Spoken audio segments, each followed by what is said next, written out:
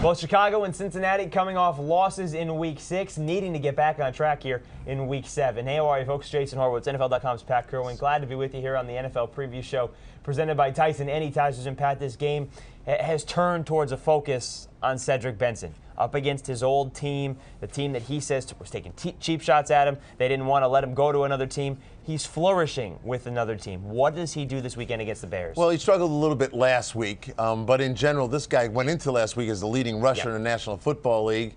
I think he's going to have a good day. And when I listened to Carson Palmer describe his skill sets, yes, he can run the football. They could hand the ball to him 20, 25 times, but he's a terrific receiver, too.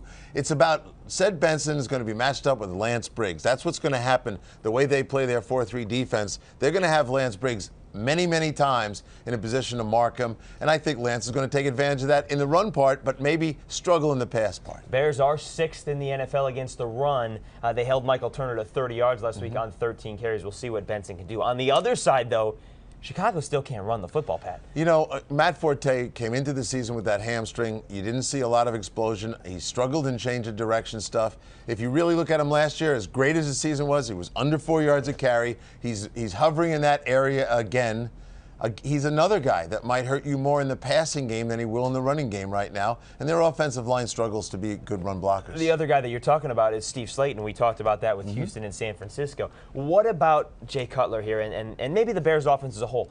They get into the red zone 4 times last week. They scored just once. That's an enormous problem for any football team. Yeah, it is. And Jay remedied his problems from the first week of the season. He got right on track. Yeah, he's got a couple things to work on. This is a better opportunity for him, in my opinion. He's going to get some opportunities to throw the ball. I like him throwing the ball inside to his tight end, Olsen, maybe to Clark, maybe more than to the outside guys this week. He's 7 touchdowns, 1 pick in their 3 wins, 3 touchdowns, 6 picks in their 2 losses, and 4 of those came in Week 1. And some of it's about pressure now. Yeah. Getting pressure on him, putting the defensive players in his face. They've lost Antoine Odom, so they lost their best pass rusher.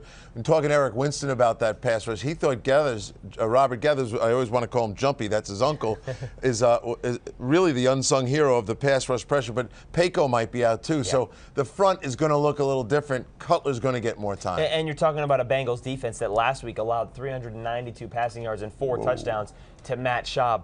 How do they fix that in 1 week here? You don't fix anything like that in 1 week. That's the problem. And so you have to change your scheme a little bit. You got to start taking more run blitz looks at things, but it's really hard to do. And if you're down a few players even during the practice, you're not even sure. And there's maybe a problem we should talk about more often.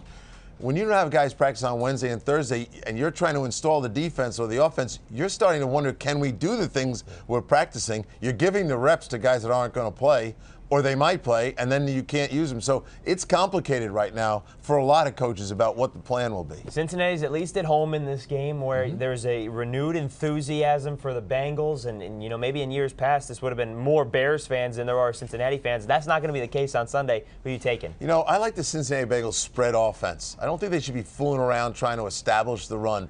They threaten you with the run, and they've got a great benefit with Benson back there. But when they spread themselves out 2-by-2 wide sets, and they've got the receivers to do it and scare you to death. You know all the names: Ocho Cinco, Coles, Chris Henry, all of them. The only guy that disappoints me is the tight end, and they really have no tight end to threaten anybody with. But those receivers and Benson, I say to Carson Palmer, no huddle, throw, throw, throw. Get them on their heels. That's the way the Bengals can and will beat the Bears. And no huddle worked against the Bears for Matt Ryan and the Falcons as well. They struggled with that. We'll see how it plays out. 4:15 p.m. Eastern. For more on this game, stay right here with CBSSports.com. That'll do it for the NFL Preview Show, presented by Tyson Anytizers. What is it, Pat? It's the meaty good man's. Yes, it is. For Pat Kirwan, I'm Jason Horowitz. Meaty good football on Sunday. Take care, folks.